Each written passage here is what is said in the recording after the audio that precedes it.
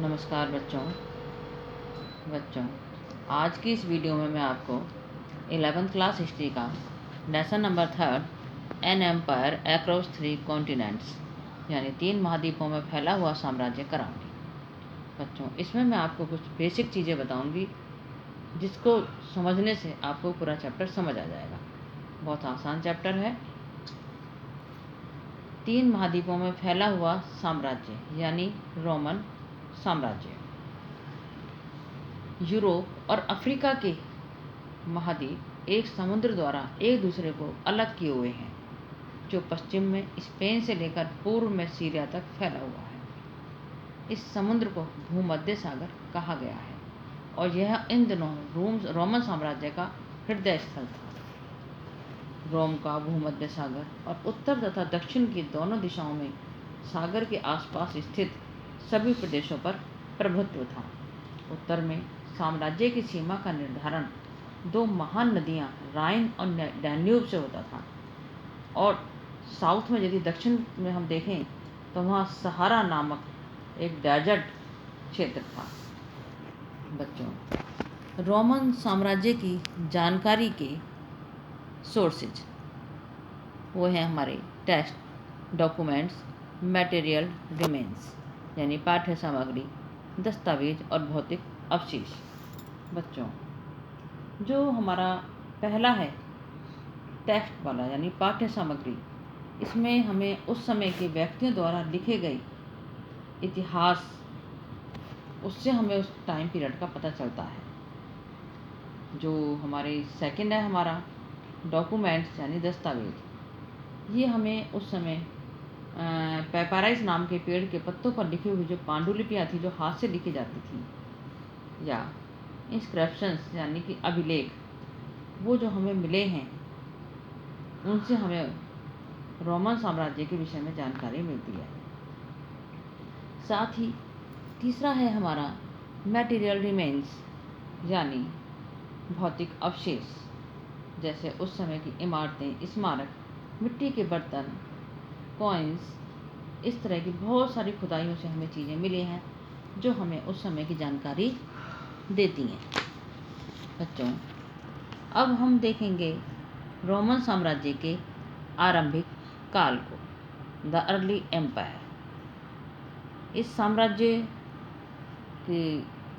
को हम मोटे तौर पर करीब 2 चरणों में बांटते हैं, अर्ली और लेट यानी पूर्ववर्ती और परवर्ती। 2 महाशक्तियों तथा उनसे संबंधित साम्राज्यों में एक बड़ा अंतर यह था कि रोमन साम्राज्य सांस्कृतिक दृष्टि से, यदि हम रोम और ईरान इन 2 महाशक्तियों को आपस में कंपेयर करें तो हम देखेंगे कि रोमन साम्राज्य सांस्कृतिक रूप से ईरान की तुलना में कहीं अधिक विविधतापूर्ण था। ठीक है, रोमन साम्राज्य ऐसे क्षेत्रों और संस्कृतियों का मिला जुला रूप था जो कि मुख्यतः सरकार की एक साझी प्रणाली द्वारा एक दूसरे से जुड़े हुए थे। विविधता में एकता कहा जाता है, जैसे कल्चर उनका डिफरेंट था, अनेक भाषाएं बोली जाती थी, लेकिन प्रशासन में ये 2 भाषाएं थी, लातिनी और यूनानी भाषा, जिसके कारण ये पूरा साम्राज्य एक दूसरे से जुड़ा हुआ था।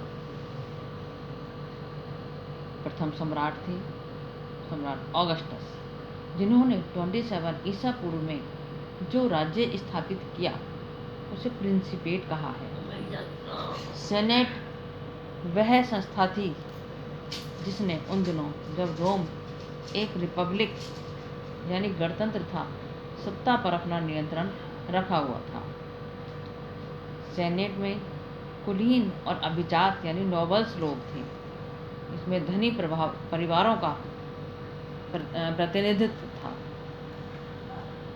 इसके अलावा रोम की सेना की विशेषता यदि हम देखें, यानी रोम की यदि हम देखें वहाँ की आर्मी सिस्टम कैसा था, उनकी विशेषताएं क्या थी, तो हम देखेंगे कि प्रत्येक सैनिक को वेतन दिया जाता था और कम से कम 25 ईयर तक सैनिक सेवा करनी पड़ती थी। एक वेतनभोगी सेना का होना वास्तव में रोमन साम्राज्य की अपनी एक बहुत बड़ी विशेषता थी। यदि हम चौथी शताब्दी में देखें तो करीब 6 लाख सैनिक थे उस समय। सैनिक बेहतर वेतन और सेवा शर्तों के लिए कई बार अपने सम्राट के खिलाफ विद्रोह भी करते रहते थे।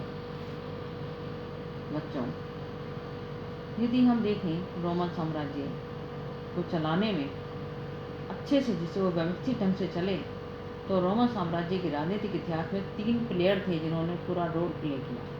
वो थे सम्राट, अभिजात वर्ग और सेना। ठीक है। कई बार ये होता था कि सेना पर सम्राट का नियंत्रण है या नहीं। कई बार सम्राट कमज़ोर होते थे तो गृह युद्ध भी हो जाता था। यदि हम शुरू की 2 शताब्दियों में देखें तो अन्य देशों के साथ युद्ध बहुत कम हुए।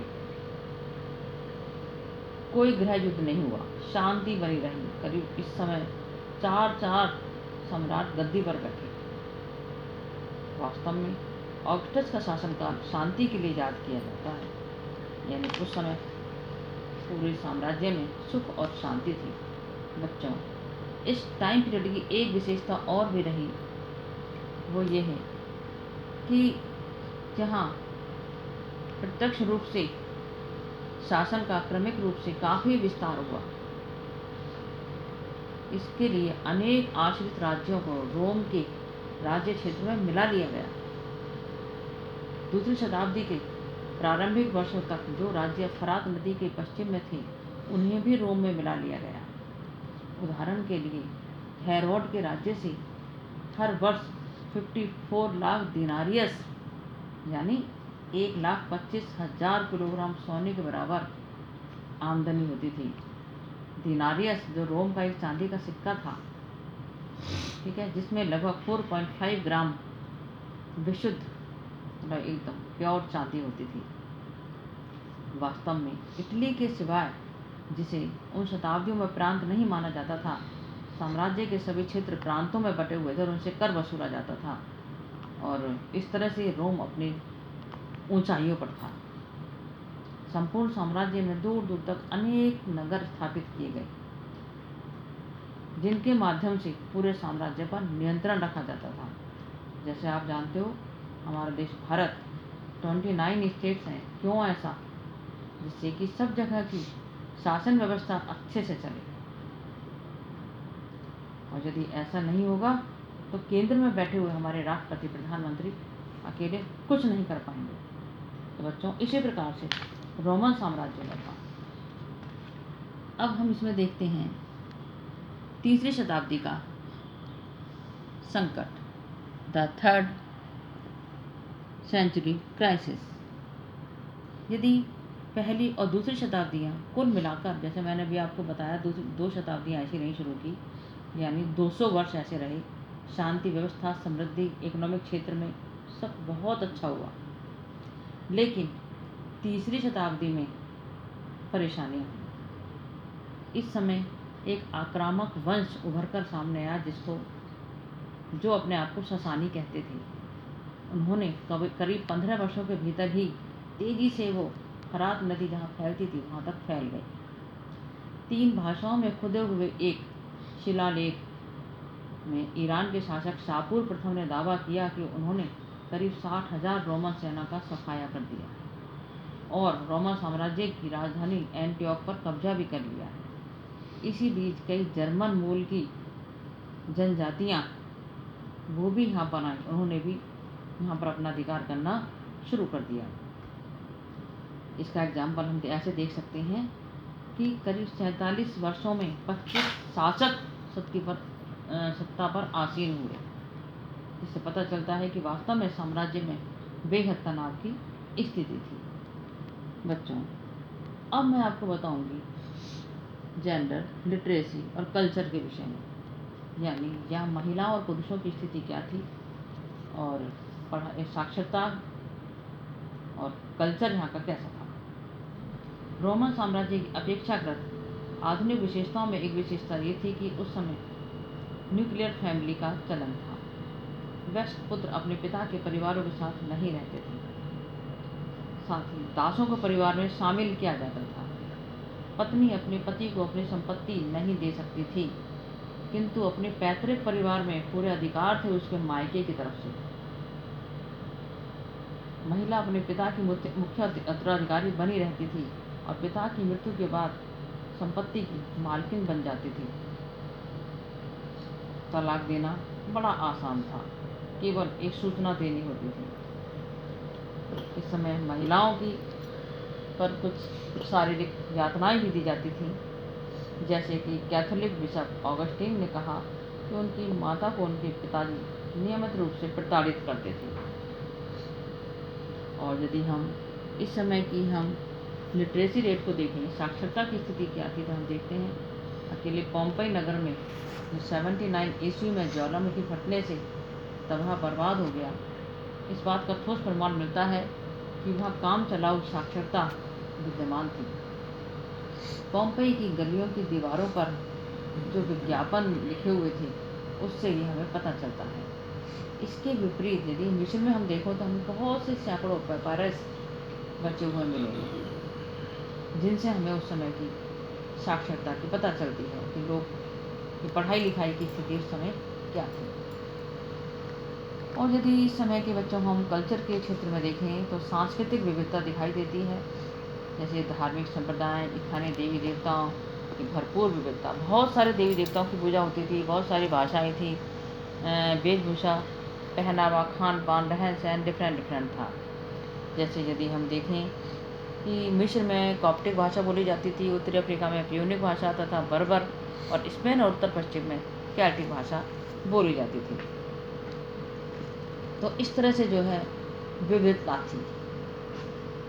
तो बच्चों, ये मैंने अभी आपको बताया यहाँ की लिंग, साक्षरता और संस्कृति के विषय में।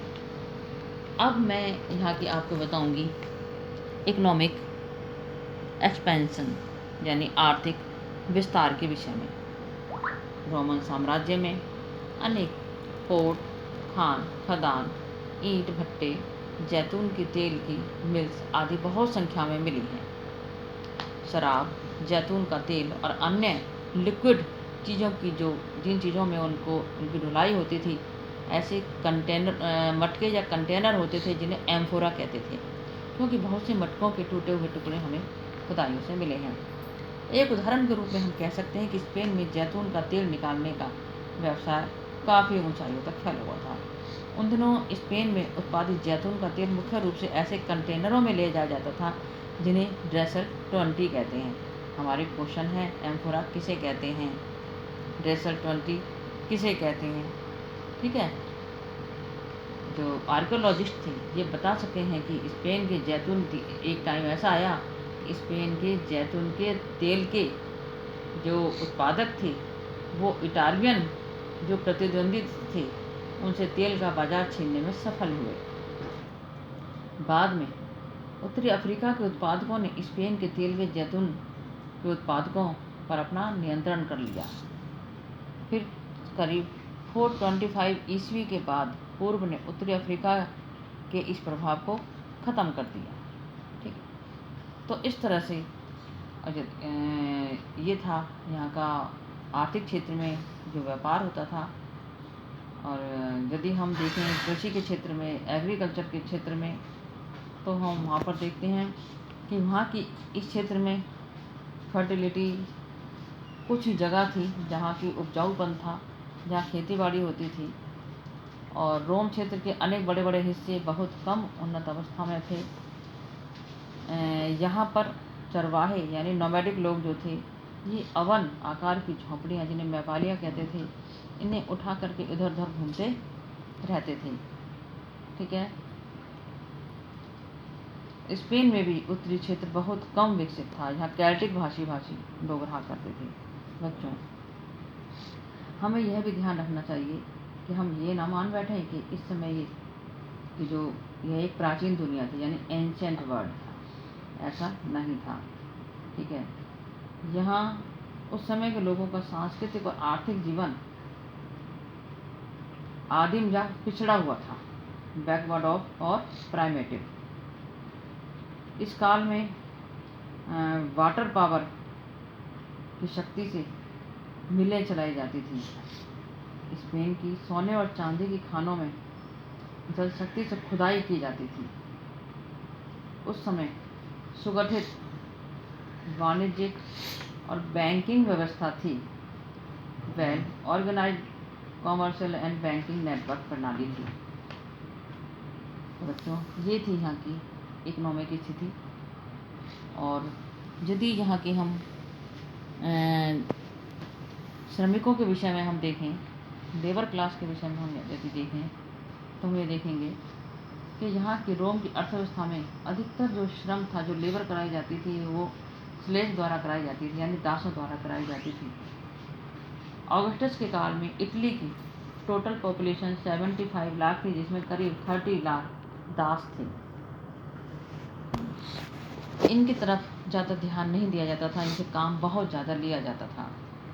एक और जहाँ उच्च वर्ग के लोग दासों के प्रति क्रूरतापूर्ण व्यवहार रखते थे, वहीं दूसरी ओर साधारण लोग उनके साथ सहानुभूति रखा करते थे। जब पहली शताब्दी में शांति स्थापना होने के साथ लड़ाई झगड़े कम हो गए, दासों की आपूर्ति में कमी होने लगी और दास श्रम का उपयोग करने वालों को दास प्रजनन यानी स्लेव ब्रीडिंग अथवा वेतनभोगी मजदूरों जैसे ऑप्शंस का सहारा लेना पड़ा। वेतनभोगी मजदूर सस्ते तो पड़ते ही थे, उन्हें आसानी से छोड़ा और रखा भी जा सकता था। हालांकि 398 के कानून में यह भी पता चला है कि जो दास थे उनको दागा जाता था, कहीं ये छिप ना जाए। गर्म सलाखों से उनको कुछ ऐसे सिंबल लगाए जाते थे कि भागने छिपने की कोशिश करें तो उनको जो है पनिशमेंट दी जाती थी। तो बच्चों, इस समय यदि हम देखें सामाजिक श्रेणियों के विषय में, यानी तो हम देखेंगे कि इस समय जो श्रेणियां हैं, जैसे सैनिटर्स, रिस्पेक्टेबल, मिडिल क्लास, नाइट्स और लोअर क्लासेस, इस तरह से 4 कैटेगरी बटी हुई थी। ठीक है। जो पहली कैटेगरी है हमारी सैनिटर्स, 3री शताब्दी की स्टार्टिंग में इनकी संख्या करीब 1000 थी और 4ठी शताब्दी के प्रारंभिक भाग में कॉन्स्टेंटाइन प्रथम के काल से जो था, ये व्यवस्था धीरे धीरे बढ़ती चली गई। पहले 2 समूह सैनिटर और नाइट या अश्वारोही, ये एक होकर के एरिस्टोक्रेसी यानी अभिजात वर्ग बन गए थे। अभिजात वर्ग बहुत धनवान था, किंतु कई तरीकों से यह विशुद्ध सैनिक संभ्रांत वर्ग से कम शक्तिशाली था। अच्छा, इसमें जो तीसरा वर्ग है हमारा, ठीक है, उसके विषय में यदि हम देखें तो इसमें नौकरशाही यानी जो लोग सर्विस के क्षेत्र में थे और सेना की सेवा से जुड़े हुए लोग थे, वो इसमें आते हैं। टैसिटस ने इस सामान्य मध्यम वर्ग का महान सीनेट ग्रहों के आश्रित के रूप में वर्णन किया है। उनसे नीचे आता है हमारा निम्न वर्ग, जो उनकी संख्या बहुत ज़्यादा थी साम्राज्य में, रोमन साम्राज्य में, जिन्हें सामूहिक रूप से हुमिलियो ऑरिस यानी निम्नतर वर्ग कहा जाता था। औद्योगिक और खनन प्रतिष्ठानों के कामगार अनाज और जैतून की फसल कटाई और निर्माण उद्योग के लिए अधिकांश श्रम की पूर्ति क्या करते थे। तो इस तरह से बच्चों हम देख सकते हैं कि इस तरह से 4 कैटेगरियाँ रोमन साम्राज्य में बटी हुई थी। समझ आ गया होगा। तो अब हम पढ़ेंगे इसका जो है परवर्ती पुराकाल, जिसमें हम देखेंगे कि परवर्ती पुराकाल शब्द का प्रयोग रोमन साम्राज्य के उद्भव, विकास और इसका पतन यानी इसकी समाप्ति, ये सारा इसी टाइम का है। सांस्कृतिक स्तर पर इस अवधि में लोगों के धार्मिक जीवन में अनेक परिवर्तन हुए, जिनमें से एक था सम्राट कॉन्स्टेंटाइन द्वारा ईसाई धर्म को राज धर्म बना लेने का निर्णय। दूसरा था 7वीं शताब्दी में इस्लाम का उदय। लेकिन राज्य के ढांचे में भी उतने ही महत्वपूर्ण महत्वपूर्ण बदलाव आए। ये परिवर्तन सम्राट डायोक्लेशियन के टाइम से शुरू हुए। सम्राट डायोक्लेशियन ने देखा कि साम्राज्य का विस्तार बहुत ज़्यादा हो चुका है, यानी रोमन साम्राज्य बहुत ज़्यादा फैला हुआ है और इसको यदि संभाल कर रखना है तो इसको थोड़ा सा इसको सीमित करना पड़ेगा, छोटा करना पड़ेगा। इसलिए उसने केवल उन हिस्सों को जो है जोड़ कर रखा, उन पर अपना कंट्रोल किया जिनकी ज़्यादा इम्पोर्टेंस थी इकोनॉमिक रूप से, सामरिक रूप से, और उन हिस्सों को हटा दिया जिनकी ज़्यादा इम्पोर्टेंस नहीं थी। उसने साम्राज्य की सीमाओं पर बड़े बड़े किले बनवाए, प्रांतों को एक किया और जो लोग सैनिक नहीं थे उनके कार्यों को सैनिक कार्यों से अलग कर दिया गया। इसके अलावा उसने सेनापतियों यानी ड्यूक्स जो थे उनको फ्रीडम दी। कॉन्स्टेंटाइन ने परिवर्तन किए, जैसे कि मौद्रिक क्षेत्र में उसने सॉलिडस नाम का एक सिक्का चलाया जो 4.5 ग्राम एकदम प्योर होता था। साथ ही इसने राजधानी यानी कैपिटल बनाई कस्तुनतुनिया का निर्माण किया, जहां टर्की में आजकल इस्तांबुल नगर बसा हुआ है। ठीक है। पुरातत्वीय अभिलेखों से पता चलता है कि इंडस्ट्री के क्षेत्र में भी काफ़ी जो है उस समय इन्वेस्टमेंट किया गया। तेल की मिलें, शीशे के कारखाने, प्रेस, तरह तरह की वाटर मिल, इस तरह से जो नई नई टेक्नोलॉजियों के क्षेत्र में काफ़ी विकास हुआ। आर्किटेक्ट के क्षेत्र में विकास हुआ। ठीक है। यूनान और रोम वासियों की यदि धार्मिक रूप में हम देखें कि बहुत सारे देवी देवताओं की पूजा करते थे, जैसे जुपिटर, जूनो, मिनर्वा और मार्स जैसे अनेक रोमन, इटालियन देवों और यूनानी और पूर्वी देवी देवताओं की पूजा किया करते थे, जिसके लिए उन्होंने साम्राज्य भर में हजारों मंदिर, मठ और देवालय बनवाए थे। ये बहुदेववादी स्वयं को किसी एक नाम से नहीं पुकारते थे। रोमन साम्राज्य का एक अन्य बड़ा धर्म वो तो यहूदी धर्म था। जनता में खुशहाली थी। ठीक है। धीरे धीरे हालांकि जब वहाँ प्लेग की महामारी फैली तो उस समय वहाँ की स्थिति खराब हो गई थी। साथ ही जब जर्मन मूल की जो ट्राइब जातियाँ थीं उन्होंने यहाँ पर अपना कब्जा कर लिया था, जैसे कि स्पेन में विसिगोथों, गॉल में फ्रैंको का राज्य, इटली में लोबार्डो का राज्य है। जस्टिनियन जो 533 इसका टाइम पीरियड है, ने अफ्रीका को वैंडलों के कब्जे से छुड़ा लिया। इटली को ऑस्ट्रोगोथों से लेकर वापस उस पर अधिकार कर लिया। इससे देश तहस नहस हो गया। तो इस तरह से बच्चों, अभी आपको मैंने रोमन साम्राज्य के विषय में बताया। इस तरह अरब प्रदेश से शुरू होने वाला इस्लाम का विस्तार को प्राचीन विश्व इतिहास की सबसे बड़ी राजनीतिक क्रांति कहा जाता है। 642 तक, जब पैगंबर मोहम्मद की मृत्यु को मुश्किल से 10 साल हुए थे, पूर्वी रोमन और ससानी दोनों राज्यों के बड़े बड़े भाग भीषण युद्ध के बाद अरबों के कब्जे में आ गए। तो बच्चों, ये था हमारा चैप्टर 3 महाद्वीपों में फैला हुआ साम्राज्य रोमन साम्राज्य और अरब साम्राज्य के कब्जे में आ गए। ये अब हम पढ़ेंगे नेक्स्ट टॉपिक में अपने। ठीक है। Thank you.